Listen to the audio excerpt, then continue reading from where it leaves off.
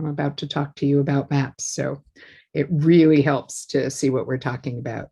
So thank you very much. I'm talking about mapping independence, and I invite you to think a couple of things as I'm talking. We're going to be looking at a lot of maps as a way literally of seeing the geobodies, in the words of scholar Thongchai Winnichekwul, or the spaces of newly independent countries.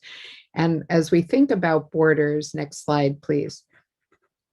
One of the most important things to keep in mind is that the countries that emerge in the age of revolutions, that emerge in the early 19th century or the late 18th century throughout the Americas, occupy space. They include territories, and those territories are divided into jurisdictions or districts. And the question as we think about contested borderlands, my goal really is to set the stage here for where we head in the next conversations, is what spaces and what districts? And how do we know, and how do the people who are claiming them know what they're talking about? Because if there are borders and borderlands, lands that are contested between different groups of people, different communities, how do you get a starting point from which that contestation happens? Next slide, please. And in a brief word, as you look at this slide, this is a traditional way of teaching about the age of revolutions or independence, a timeline, and a timeline mapped against literally the territories of what look like today's modern nation states. And you can see very quickly that for the most part, in the late 18th century, we had successful independence movements in the United States and Haiti. We had a failed movement for independence in Peru, which will be the country or the spaces of South America, the Andes, that we'll be hearing about later on, led by a descendant of the Incas, Tupac Amaru. And this is a process that goes on for much of the 19th and for a small part or in the early 20th century. But for most of Spanish America, Latin America, between about 1800 and 1829 is when most of these territories, we talk about declarations of independence, becoming independent, separating from their colonial powers, with a couple of notable exceptions, countercurrents on the bottom. And it's traditional to look at this map and say, these are the spaces that became independent, but this is really reading backwards. This map does not reflect the spaces of the moment. Next slide, please. So what I want to do in just a few minutes is get your eyes accustomed to how contested and how much change was going on in this early to mid 19th century as North America, Central America, and South America, the three spaces that you'll traditionally find in atlases on separate pages for this time period, got put on the map. And we'll start with North America, because that is where many of us are looking. And if I ask you quickly, just close your eyes and visualize the United States. And then we actually, now that you've done that, we're going to move to the next slide. And I wonder if this is what anybody pictured. I hope not. I hope not for two reasons. One, this was never the United States, but this map by John Mitchell, a Virginian, and a map published in London in 1755 is a map that people repeatedly refer to as a very important map, as the map that shaped the United States. It was a map that was used as, in 1783, people sat down and began to map the border with Canada. And you might ask, well, why Canada? But as you look at this map and you look at this framing of what were then the colonies of the United States, you can see that there was a little bit of imperial gerrymandering going on.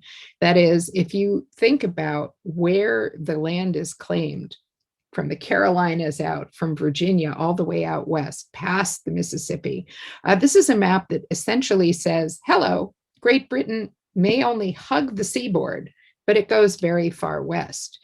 And this visualization is really interesting for another couple of ways. Next slide, please.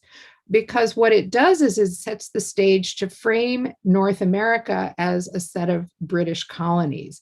And in fact, Carey's American Atlas, arguably the first American atlas that shows the maps of the newly independent United States, 1776 Declaration, 1789 Final Constitution. It opens with a map of British North America. And you'll see that British North America is now confined to the area above the Great Lakes, Those of you in the Chicago area should recognize your lakes pretty clearly. And we're looking at Canada.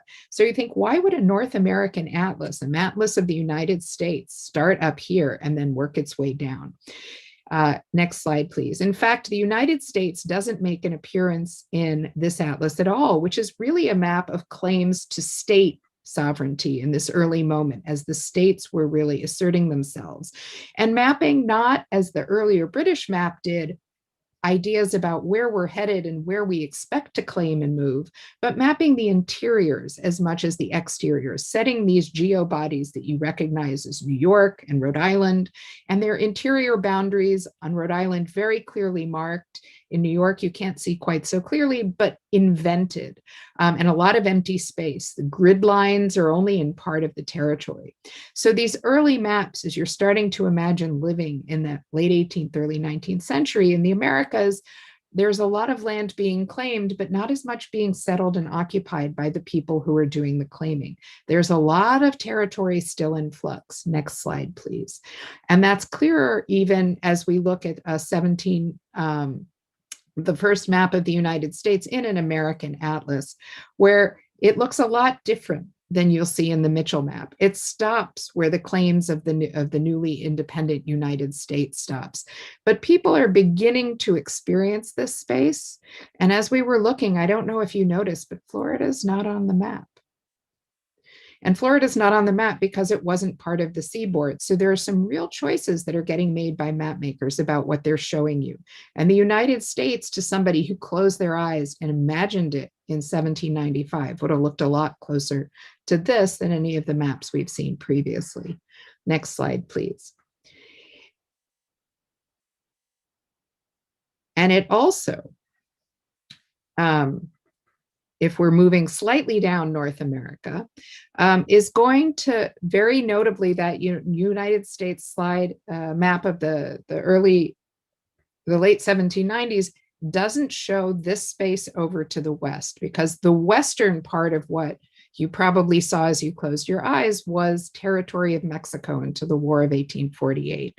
And this map, published in New York based on Mexican data, shows the Mexican interests and the Mexican concerns. By 1847, when this map is being made, with the symbol of the Aztecs, the eagle on a cactus in the lake bed, up in the right-hand corner, now a national symbol. The territory of Mexico is very clearly saying we still control the upper western part of our territory, but areas that used to be part of Mexico, particularly Texas, and part of what's the Missouri territory, are now stamped United States, Estados Unidos, here on this map. And the latest new states of the United States, Louisiana and Arkansas, are showing up as this space that's not Mexican, but kind of a frontier region between the original states and Mexico. And you can see that Florida, which didn't used to be part of the United States, is now clearly in this US map. So these early cartographic representations, which you'll notice none of them are official, none of them are by governments, are a form of grappling with how do you claim this territory. Next slide, please. And that process is true not only in North America, United States and Mexico, where we'll hear going forward about how those borders remain a challenge, but in Central America. Next slide, please. An area that I study and have been studying for over 20 years. And here I just want to give you in one slide a sense of how much the visualization of that territory changes and how much the map makers and the early leaders of these independent republics had to struggle with. From the 16th century first map of Quequecholan, made by indigenous allies of the Spanish conquistadors, through an early 17th century map laying out the kingdom or Reino Audiencia of Guatemala as a largely empty space with a few jurisdictions, to a late 18th, late colonial map showing all the internal subdivisions where tobacco was grown, to three 19th century maps marking Central America's independence, the Kingdom of Guatemala's establishment as 5 nation states, one of those states, Guatemala, beginning to map its own territory 10 years after independence, to the first map, official map of the Republic of Guatemala made in 1859. You can see both how the technology of cartography is changing, and how the focus on interior but also exterior borders is coming along. Next slide, please. And if we think about and dive into two of these maps, one by a British diplomat on the left, who's very concerned with getting the first map of what are these countries? What are they named? Where are they located? What territories are they held in, that you can see by these bright colored lines, and compare it to the Guatemalan map, the first map of the state and later Republic of Guatemala, which is more concerned with how do we decide what the interior divisions are? There were 7 at independence, there were 21 by the early 20th century. And not only about these interior divisions, but what about all those people? And Los Mayas, the Mayan people in an area that doesn't have a border, are floating in this space between Guatemala and what's going to be Mexico's southern border, which used to be part of Central America, Chiapas and Soconusco. The place that becomes Belize or Belize, claimed by the British, isn't dealt with at all on this map. So this map, these empty spaces, these putting of people who are not nation states on border regions, signals that there's a lot of work to be done to lay out the frontiers. And in fact, for most of Central America, it's the late 19th century and the early 20th century that those are more or less resolved through international mediation. Next slide. And we'll conclude with a quick look at Spanish South America, next slide, where in the 18th century, Juan de la Cruz Cano y Omedio makes this amazing map of Spanish South America for the Spanish. The British copy it in 1799. Next slide, please. And interior, what we're going to see is that same focus right before independence, with trying to figure out where the internal boundaries are and where the distinction is between Spanish South America, all of the particular territories, where the roads go, how to transit it, how to get through this territory and bring the silver and gold out. Next slide, please. And even one of my favorite details, where the inventors of curare, the venom, are located in the interior. That is the indigenous peoples and their technology. It's a map showing space and people and usage and transit, and borders matter, but how that space gets used and who's occupying it is a really complex way this map depicts space. Next slide. About when we get to we'll just keep going with forward. But by the 19th century, after independence, a historic, physical, and political map simplifies these spaces as these are territories claimed, these are the people who live in them, these were the major colonial jurisdictions, next slide, that retain their space as the initial country of Colombia, which is later divided back into countries that emulate those 3 colonial spaces. So there is movement to aggregate space, to take colonial jurisdictions through uti possidetis into country areas, to claim, to map, to show. Next slide, please. Next slide, please. And each one of these maps, as I talk you through them, you realize are not representing something fixed. They're helping us understand, in the words of scholar J.B. Harley and David Woodward, how maps help us understand processes, events in the human world. They're as much about the people and the uses of the map makers. Next slide, please. And they are not singular, but plural. That is, in the words of Argentine scholar Carla Lois, there's no such thing as one map. Each map can be several maps. They're used for a variety of purposes. They're unstable. They're in dialogue. And as you look at each of these singular maps in conversation, they become multiple. There are many ways to plumb them, both as individuals, as societies, and as governments, to try and figure out their use in the world. Final slide, please. And I will conclude with the thought that mapping independence is a process that took a really long time. Between the 1770s and the 1850s, slowly but surely, independent governments send out surveyors, learn about their countries, collect old maps, use new maps, map terrain, and map these changing understandings of both their interior and exterior spaces and who inhabit them, to try and figure out how to govern. And a leading Central American scholar at the time made the case that every government needs a map to govern. But at the time when all of these countries became independent, they didn't have them.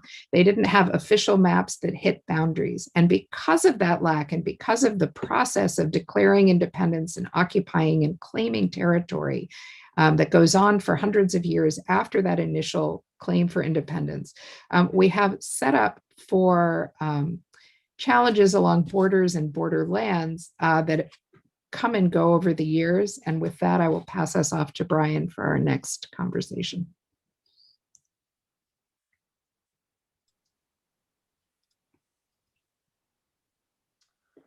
Well, thank you, Jordana. Thanks to Karen, Elizabeth, and Will for the marvelous exhibit. Thanks to all of you for taking your time to come and join us today. I am going to talk about the material of revolutions, the tools of revolutions, and how they flowed across borders in this revolutionary era. Specifically, I'm going to talk about how the cross-border movement of guns and ammunition shaped the Mexican War for Independence as it unfolded in Texas. But before I get to Texas, I need to say something about the arms trade in the Age of Revolutions more generally. European colonialism in the Americas depended on a weapons gap. With only minor exceptions, Europeans were the ones who decided who would have guns and ammunition, in what quantities, and under what circumstances. Prior to the 19th century, no one in the Western Hemisphere, no one had the capacity to mass produce firearms. Similarly, there was only a single significant gunpowder manufactory in the colonial Americas. It was in Mexico City, and it was tightly guarded by imperial troops. Now, empires couldn't control the disposition of every single musket or every single cask of gunpowder. Smuggling was extremely common across the Americas. There was leakage out from imperial centers into the margins of European territory in the Americas. But Europeans didn't have to control everything. They just had to ensure that restless colonists could neither build nor buy enough guns and ammunition to achieve independence through war. That's a fundamental reason that serious anti-colonial rebellion was so rare in the 17th and the 18th centuries in the Western Hemisphere prior to 1775. First slide, please. So insurgent British North Americans tried to overcome that weapons gap starting in 1775. They mobilized their extensive merchant marine, it was the biggest in the Western Hemisphere at the time, in an attempt to buy an arsenal in the Caribbean and in Western Europe. And they expended a huge amount of energy in this. It was a phenomenally sophisticated, complex, far-flung operation. And at first, it seemed like it might actually work. But after some initial successes, Britain figured out various ways to disrupt this illicit arms trade that had been the lifeblood of the insurgency. So the American Revolution would have collapsed almost certainly in 1777 were it not for the remarkable decision by France and by Spain to secretly send it tens of thousands of guns and hundreds of tons of gunpowder, along with all kinds of other supplies and money, and to eventually openly join the war against Great Britain using their navies, crucially on the seas. So that remarkable decision secured American independence. Would have been impossible without it. But both France and Spain would, over the coming years, develop significant regrets about those decisions. That's because the newly independent United States would soon become the indispensable arms dealer for insurgencies in their own American colonies. So something new happens in the Western Hemisphere following American independence. There's a presence of an independent republic, unaligned with any single European power, not restrained by entangling alliances, possessed of a big, giant merchant marine that was growing every year, and deeply committed to importing, exporting, and eventually manufacturing firearms. So the ways in which this new arms dealer disrupted colonial power in the Western Hemisphere began with Haiti, began with Saint-Domingue in the Haitian Revolution. Haitian Revolution, history's greatest slave rebellion and a signal event in the history of the modern world. From its beginnings in 1791 through its triumph at the end of 1803, Haitian revolutionaries bought most of their guns and ammunition from US merchants visiting in ships and trading with the island's many ports. The victory of these revolutionaries inspired dread in the minds of enslavers and in colonizers around the Atlantic world. And that sense of dread extended to governing elites in many of Spain's colonies. Haiti wasn't just an anti-colonial rebellion, it was a social revolution that destroyed one of the most grotesque regimes of inequality in the world. For the beneficiaries of colonial inequality, that is the white minority in the colonies who hoarded most wealth and privilege, Haiti represented something terrifyingly possible. And I now would like to show you an image that was born of that fear, born of that terror. It's a well-known image today, but it's also a very disturbing image and a violent image. So I'm inviting you to turn away if you'd rather not see this, and I'll tell you when I change the slide again. But if you could put that next slide up, I'd appreciate it. This is an image from an 1806 biography of Jean-Jacques Dessalines, the leader who defeated French armies and declared Haitian independence in early 1804. Victorious, Dessalines orchestrated massacres of most of the remaining French population on the island. Now, the picture that you see here referencing those massacres is often used by historians to illustrate the fear and the loathing that the Haitian Revolution evoked in white minds around the hemisphere, most especially in the minds of white enslavers. And that's clearly right. But I want to point to two facts that are easy to miss about this particular illustration. First, notice the ornate pistols tucked into Dessalines' belt. These pistols are like the ones that you see to the right of that image. They're not the same, but they are basically the same. I think putting those pistols in Dessalines' belt was the way that the artist wanted to gesture at and denounce the international arms trade, the complicity of other nations in making the Haitian Revolution a practical possibility, and that threatened to empower revolution in other colonies. So that's the first thing I wanted to point out about this image. The second thing I want to point out about this image is that it was created in Mexico City. This is where this biography of Dessalines was published. And elites in Mexico City had little to fear from slave rebellion, but they did live in dread that New Spain's impoverished indigenous and mixed race majorities might launch their own social revolution. And they had good reason to worry, of course, because that's just what happened 4 years after the book's publication. Of all of the independence movements that erupted in Spanish America and across Spanish America starting in 1810, Mexico's had the most radical potential. Within weeks of issuing his famous Grito de Dolores, calling for rebellion against government, Father Miguel Hidalgo y Castillo, and if you could put the next slide up, please, shown here in an image from the Newberry exhibit, had attracted upwards of 80,000 followers and began marching these followers toward Mexico City. So it's enormously threatening. They had the numbers, but they had very few firearms. At the critical battle of Calderon Bridge outside of Guadalajara in 1811, insurgents were driven from the field, even though they outnumbered royal forces by more than 10 to 1. Once this revolutionary force was scattered and Hidalgo was captured and killed, the rebellion eventually breaks into a number of regional insurgencies, and all of them were chronically starved for guns and ammunition.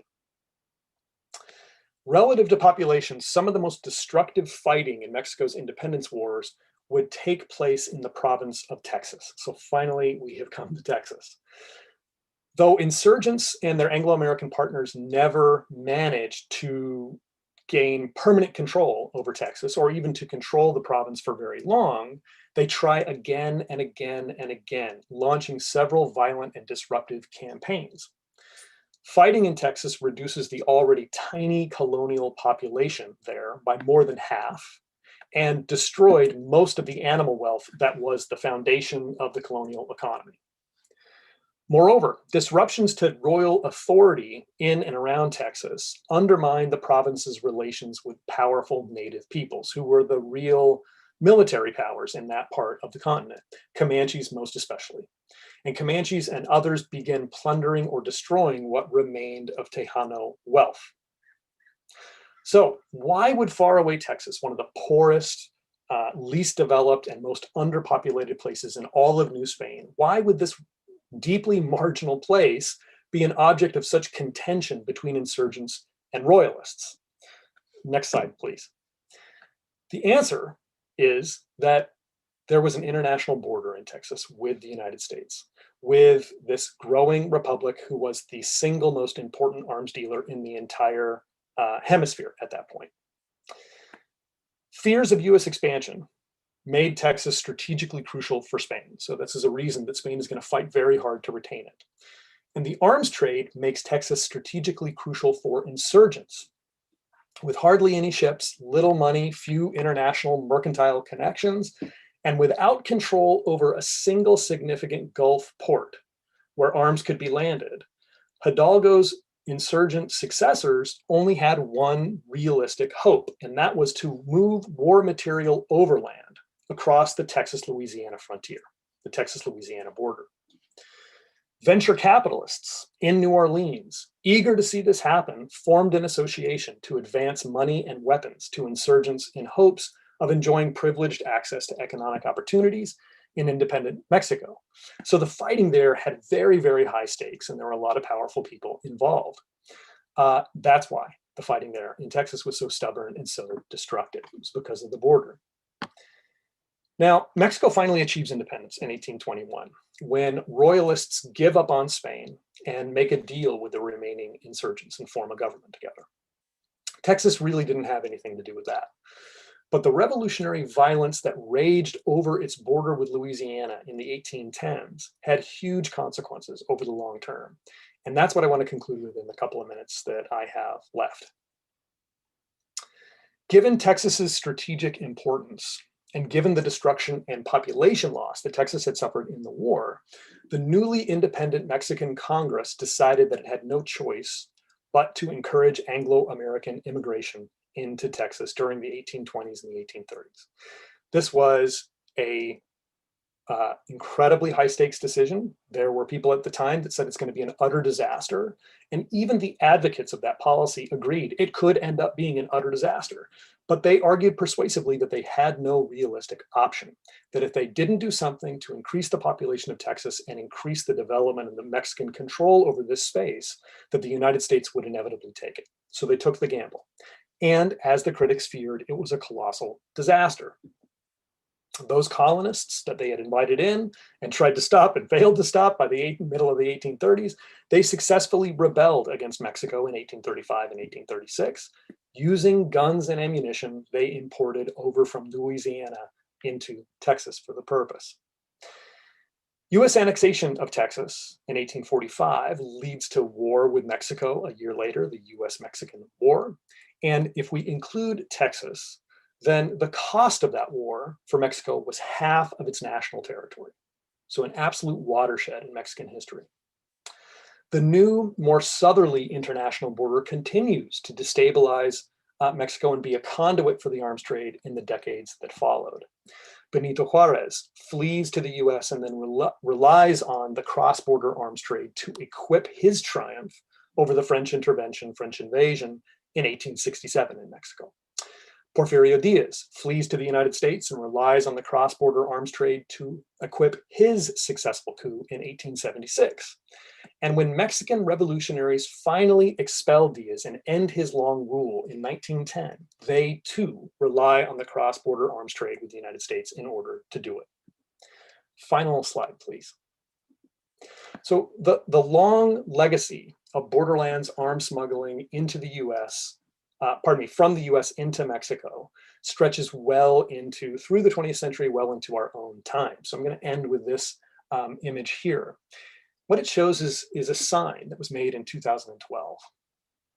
2012, it was a peak in Mexico's drug war-related violence, and Mexican President Felipe Calderón had 3 tons of confiscated American guns melted down and created into this massive sign, which he erected near a bridge connecting El Paso with Ciudad Juarez. Clearly, he had a message to send to people who spoke English, right? No more weapons. The sign was a stark protest against the so-called Iron River of guns flowing from the US and into Mexico. That river continues to flow across the border and affect Mexican lives today. So I will now pass it on to my excellent colleague, Monica Ricketts.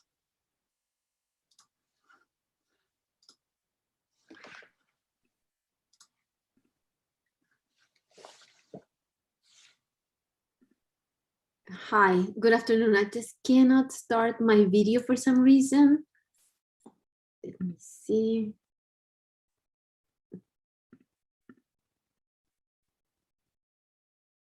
Okay.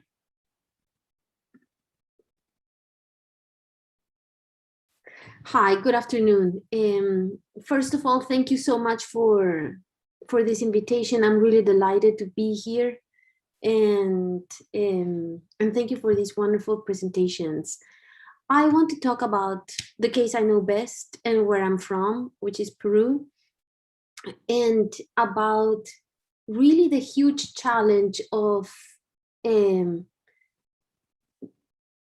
creating the coming to being of these countries, right? Of a country like Peru, in the age of revolution. And I want to emphasize how messy this process was. And I want you to help me think about how the huge challenge that the creation of borders meant. How could these borders yield identities, right? It's in a way, it's such a crazy idea that, right, that by establishing a border, you will create a nation and an identity. So let me show you, then let's go back in time, and I want to show you how kind of like the country of Peru came to being, and starting with the Incas. If we can go to the first slide, please. Because also I want you to help me think about this. Peru is about to celebrate its bicentennial next month.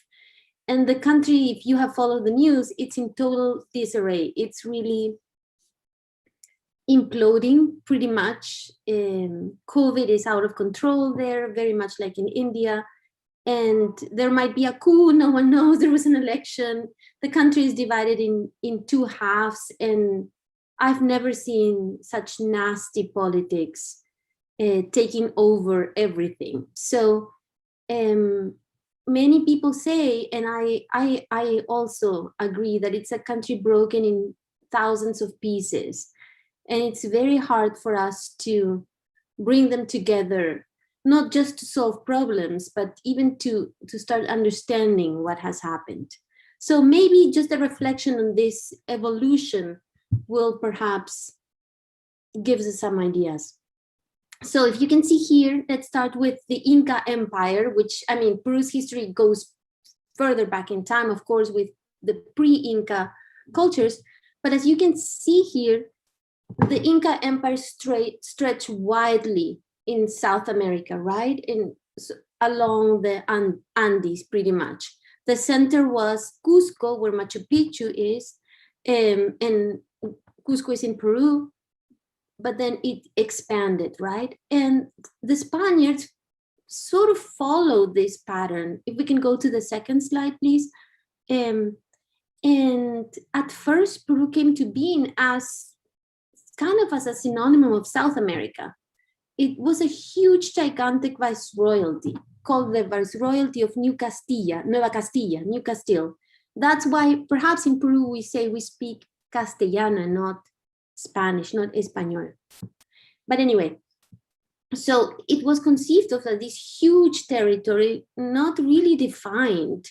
And Peru encompassed even like the jurisdiction of Peru, right? Went all the way up to Panama, all the way down, even like, it didn't include Venezuela, but it was this huge, gigantic territory that was then split, slowly split, right? Or divided. We can go to the next slide, please. Here, this is another one of more the 17th century, and it's interesting. You can see there Quito, Lima, and Charcas, right? Quito is now Ecuador, and Lima's been sort of like the audiencia of Lima. The sort of like the royal council had this this huge jurisdiction over these places, and what's today Bolivia, right? Can we move forward, please? And this will give you a better sense. So supposedly all of this was the Viceroyalty of Peru. It's unmanageable, right? Just to think about it, right? So the Spanish started creating these audiencias, these royal councils that will then give sort of like establish the ground for the rise of the future countries, really will more or less follow this pattern. Like this will become the Audiencia de Chile. You'll see here, Chile will be more or less follow that section of South America. And then Argentina, you can see the Audiencia of Quito will become Ecuador, and then the Audiencia of Panama, right? So can we move forward? The 18th century, please. The 18th century brought all kinds of reforms, right? It's the Bourbon dynasty. They came to power and they wanted to control more and make this part of the world like really efficient, right? And make money out of this empire. And so they created new viceroyalties, the Viceroyalty of New Granada, which is Colombia today, more or less, the Viceroyalty of Charcas, of Rio de la Plata in 1776, New Granada 1717, and captains in generals of Chile, and then Minas in 1802. And then the Viceroyalty of Peru stood at sort of like as the center. It was a sort of mini empire of South America. And so we see this sort of like reducing of power of scope, right? In the case of the Viceroyalty of Peru. And then when we get to the Wars of Independence, can we move forward, please? This is Peru today, 1994, and this is pretty much Peru in the 1820s. Then there will be later on a war with Chile, and Peru will lose these provinces. But that was pretty much it, right? So by the time we get to independence, Peru has had this sort of like shrinking history, if we want to put it that way. And I want to say that because for conservatives, for royalists, this was a big deal, right? This sort of like this idea of a grandiose power. And from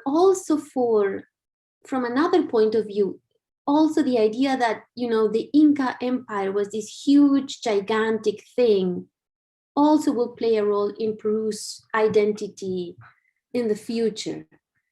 And then because maybe because Peru was this hardcore royalist area in South America, this old jurisdiction with rooted institutions, and it will develop one of the largest armies of the Spanish Empire. Can we move forward, please? And the Wars of Independence, really, this is the final battle of the independence of Peru in 1824, the Battle of Ayacucho, with sealed independence in South America, and really sealed independence, the last wave of it. It was the last battle of the first wave of independence. After that, it'll be only Cuba and Puerto Rico and in the Spanish-American War of 1898, pretty much. And so, but the Wars of Independence in Peru will be this also continental issue where we'll see, can we move forward, please? We'll see here you can see it's the expeditions of San Martin coming from Argentina and Chile, invading Peru. Then in 1820, then 1823, we'll see the expeditions of Bolivar, and then we'll see the wars of independence. Also, we can see them as these other parts, other regions in South America trying to become independent of Peru, right? Getting rid of this dependency of Peru, not only of Spain, but also of Peru. Bolivia will separate in 1825, Colombia in 1826, and then Peru will remain this country, broken and in really poor shape because the wars took a very long time. So I want to leave space for questions. So I want to just pause there and see if you can help me think about these issues. Thank you so much. Thank you, Monica, and thanks to Brian and Jordana for your discussions as well. I'm going to invite all three of you to turn on your video again and unmute if you would like. We had one question that came up through the audience. I'll encourage audience members to add more questions. The first question that came in was a nice question for all three of you that I think Jordana maybe already answered. So it might just be for Brian and Monica at this point. But basically, what prompted you to study your area of expertise as opposed to all the other possible topics? Why study the arms trade in the Mexico-U.S. border? Why study Peru and its development of in the Age of Revolutions and in the early independence period? Monica, you want to go first? Sure. I come from there, so it was an easy choice. But it's an easy answer. But I also think that the wars of independence are a foundational moment. And so I think that we really need to understand the problems and the clashes and the complexity of that era to understand politics today. So I started studying the history of the international arms trade, I guess because the thing that I am most interested in as a historian is power.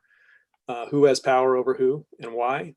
And this was a very concrete, material, practical element of constituting regimes of power that historians have not paid all that much attention to.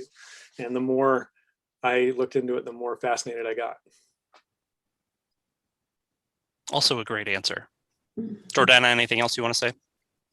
I guess I would say the moment that I'm interested in Central America is why there are 5 states instead of one federation. And again, this comes back and forth with looking at maps, I think, is I was struck that there were a range of solutions to internal conflict that beset almost every single American post-colonial space. Civil War, 19th century US, Brazilian internal conflicts, Northern South America. So I was curious, why some succeeded and some failed at remaining the original federations after independence and others did not. And the smallest spaces, counterintuitively, did not hang together to become at least a medium-sized country. So when you have a problem, I think, as a historian, and it is about power, I think always, we would all, I think, agree with that. What's the problem, and why does it not do what you think it should do? Or why is there some kind of tension or conflict that hopefully sources can help answer? Thank you for those answers. Another question that came in that I think all three of you will have some perspectives on, which is about the place of Native people, Indigenous people in these conflicts. So the question is basically, were Indigenous people fighting the Spanish in these conflicts? Were they fighting each other? Were they taking multiple sides? What was the place of Indigenous people in the conflicts you study? Whoever wants to start, really. I can quickly say something about Texas.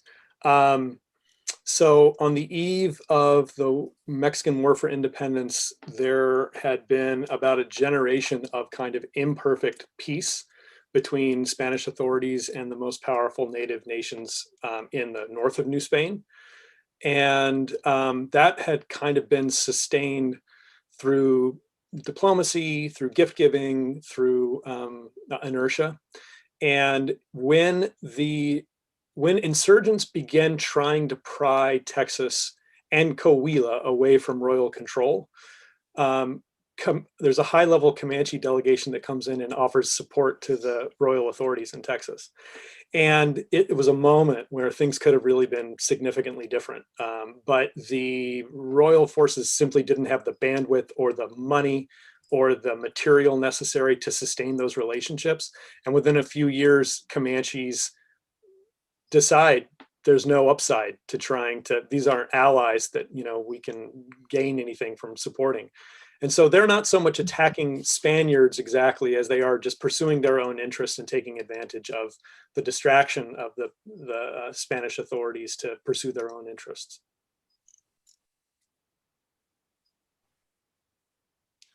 Jordana or Monica, anything from your perspectives? Yes, in Peru, indigenous peoples had been protesting and rioting and mobilizing always since the conquest, pretty much.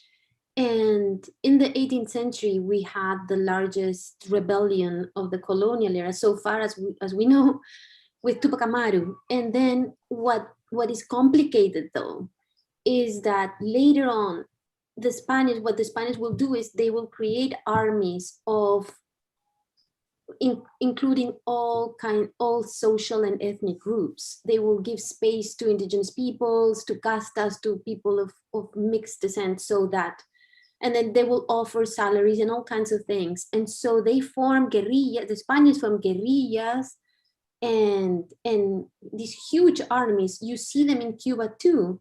These are armies formed really of locals, right? And then the patriotic armies, the insurgents, will do the same. So it'll be very much like a civil war then. And that also needs to be studied more carefully, because then you have the factor of corruption, right? I mean, what can you offer for people to switch sides, right? And it was looting and like, it's a fast, and maybe we can get to Brian's topic.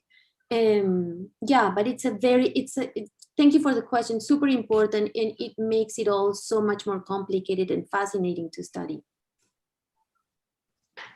I would add that the dynamics in some way are very similar in Central America, and there's a layer that I think is interesting, and there are sort of two schools of scholarship: those who study resistance and rebellion and look at the military conflicts and the demands for control of different groups. And there's this very interesting moment in Spanish America from 1808 to 1814 where there's an additional dynamic that's studied very much separately, which is the Cadiz experiment, the implementation of a constitutional government throughout a lot of Spanish America. And Central America is in this weird place between bigger spaces. It's between Mexico to the north and Gran Colombia to the south. And it winds up navigating its independence by kind of skirting on Mexico's coattails, waiting till Mexico is finally independent in 1821, issuing a declaration, quickly joining a Mexican empire, seceding, establishing a government. And long story short, the reason the indigenous are important there is many of them are settled and established as pueblos or communities within that space, and are voting in constitutional governments, are not sending representatives to participate necessarily in the legislatures, but electing them and very much active in this. And so there's another story that remains to be done, is sort of weaving together the story of the people who study the political innovation with the people who are studying the military mobilizations to see where there's actually exchange. Scholars tend to do these two kinds of scholarship independently. And the individuals who are moving back and forth between picking up guns and voting, leaving their communities, coming back, deciding to sit out a conflict, we often don't sort of move between, not because they don't move between, but because our interests take us in different directions. So in some way, my answer is very much incomplete, because there are silences in the way that the people who study what I study look at those dynamics. And as Monica says, I think there's a lot of work to be done to bring them together and to see where the conversations intersect and where they don't. Great. I think we have, we'll maybe do one more question and then we'll have to wrap things up. So I'm sorry if we don't get to all the questions here. The next question that came in is about, from your perspectives, why you think the Spanish American territories failed to sustain the large unions that were conceived or founded, like the United Provinces of Rio de la Plata, the Gran Colombia, the Central American Federation, while English and Portuguese speaking areas were able to sort of hold together these huge continental areas. So maybe Jordana would be a good person to start with that. Oh no, don't put me on the hot spot. Sorry. I don't actually have a really good answer. I think the interesting thing about the English Empire is Great Britain controlled a lot of its empire and kept it. And I think Brian is probably the better answer for this. And the North American didn't start with a continental empire. They started as a little bunch of seaboard places that could barely hang together. And in some ways, they were helped by the fact that they were on the water and could communicate back and forth via water. And I will stop there and let Brian finish that thought. And I think in some ways, Central America is a failure because it was so small and they had bitter resentments and sort of jockeying for power that dated to the colonial period. And they didn't have a reason to come together, to stick together. Maybe the British War of 1812 is why we have the United States, but there was no outside peril that forced them to stay together. So I think there are a lot of dynamics at play, and I don't probably have a convincing answer, but those are some thoughts that come to mind. I won't venture to try to speculate about anywhere other than the United States for this question, but I do think that the United States, I have a friend who says, the United States is neither uniquely good nor uniquely evil, it's just uniquely lucky.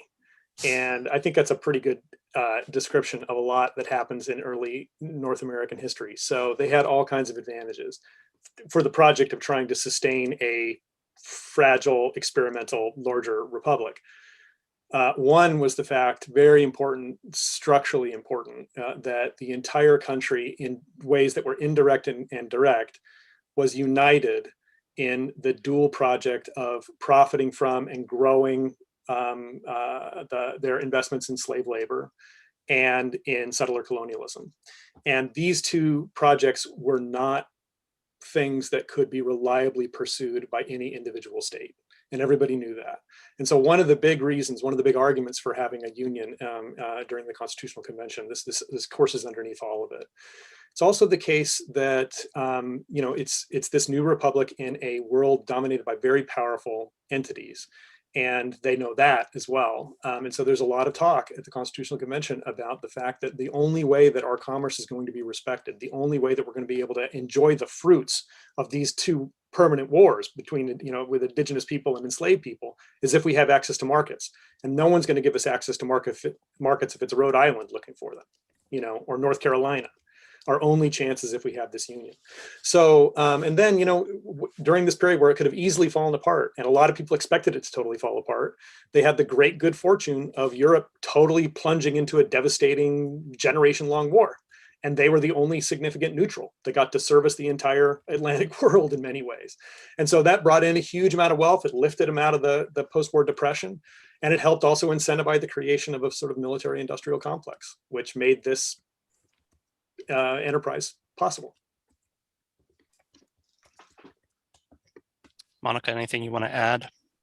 I'll just add that I think also the fact that the wars lasted for that long, and upheavals like from 1810 all the way to 1824 in some places, it's a very long time, and that didn't happen with the American Revolution. I think that plays a role, maybe. Great. Well, thank you, Jordana, Brian, and Monica for these wonderful presentations and discussion. It's always nice when we leave with more questions that could be asked and give us more discussion, but I think we'll have to stop here. So thanks again, and I'll turn it back over to Karen. Thank you. Yes, thank you so much, Will, and all our speakers today, Dr. Dime, Dr. DeLay, Dr. Ricketts, for such a fascinating conversation. I learned so much. And our gratitude again to the National Endowment for the Humanities for its support of this program. And thanks to all of you for joining us today. A recording of this program will be available on the Newberry's YouTube channel soon. Newberry Public programs remain free and open to all thanks to the generosity of our members and donors. During this critical time, we need the support of our entire community, so please consider supporting the Newberry by making a gift today. You can do so online at newberry.org/give. Our next Viva la Libertad event in the fall will be a live and in-person community bike tour of public art related to Latin American revolutions in Chicago's Pilsen, Little Village, and Humboldt Park neighborhoods. It will take place on Saturday, September 18th from 10 a.m. to 1 p.m. And ride details and registration information will be available on our website in August. In the meanwhile, the Newberry's next virtual program is next week. It will be Reclaiming Indigenous Material Culture on Friday, June 18th at noon Central. Sorry, it's this week. This event will feature a conversation between Native American artist Jeffrey Gibson and anthropologist Sven Hawkinson. You can register for this and other programs on our website, newberry.org. Thank you.